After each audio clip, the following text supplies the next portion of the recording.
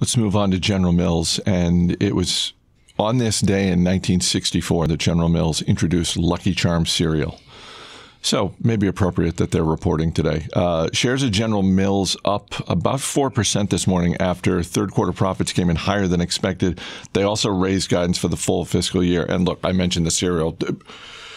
Chances are many people listening, and by many I mean, the dozens who are listening, have something that General Mills sells in their kitchen cabinets right now. When you think of all of the brands that they have across, breakfast, lunch, dinner, Haagen-Dazs, Progresso Soup, Yoplait yogurt, Pillsbury, Betty Crocker, of course, the big acquisition they had of Blue Buffalo pet food. So a lot of brands that people are familiar with. And, for a stock that's, speaking of stocks that have been knocked around, the recent past has been pretty good for General Mills. So in reference to the brands, I went to their page to remind myself, because there are so many of them, what there is in General Mills. And I got to say, they start off with one of the most modest claims that I've ever seen for their brands, which at the top of the page,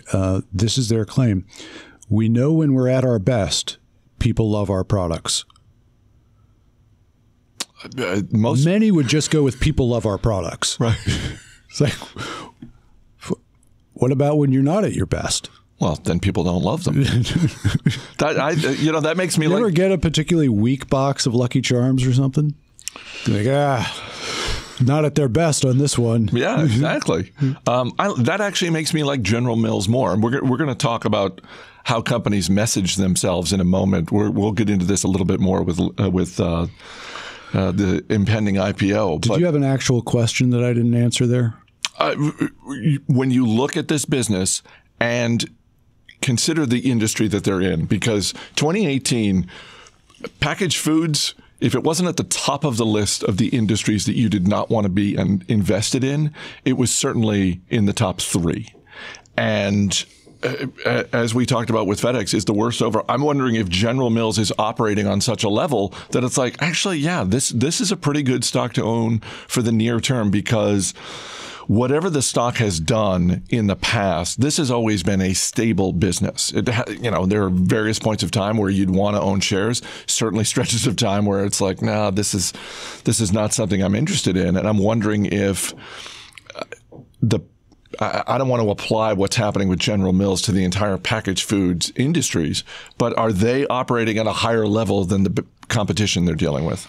What they are doing mostly is going with the playbook that a number of others are to varying, speeds, and that is to, all right, you've got your highly processed carbohydrate type of, cereals being one, and many other products that they've got, snacks and pizza. Annie's. They also have the Annie's organic brand. So they have moved in their acquisitions toward the organic, the healthier stuff, and pets. And that's where the growing part of the packaged food business is. And in the case of Blue Buffalo, sort of both, the combination of both organic and pets. And so Blue Buffalo is a higher quality pet food. And I don't know, it's got natural ingredients or something like that.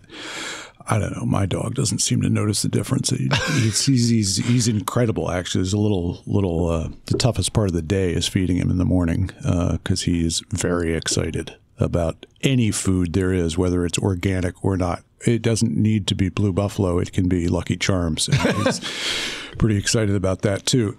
I digress. And so you've got this very low, in terms of growth, you've got a low ceiling and a high floor because people don't change their food consumption patterns that quickly and across generations. You're buying cereals that your mom bought for you, I'm sure. Not Lucky Charms per se. Not Lucky Charms. You weren't allowed to have Lucky Charms. You were not allowed to have sugary cereals, is what I remember. It was rare. It was a rare commodity in my household. Like Christmas? Basically, yeah. Yeah.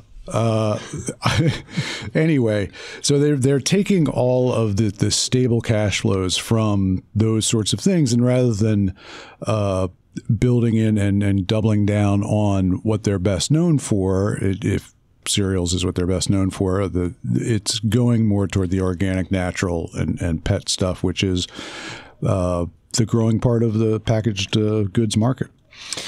Cheerios is on that list, so definitely had Cheerios in the house.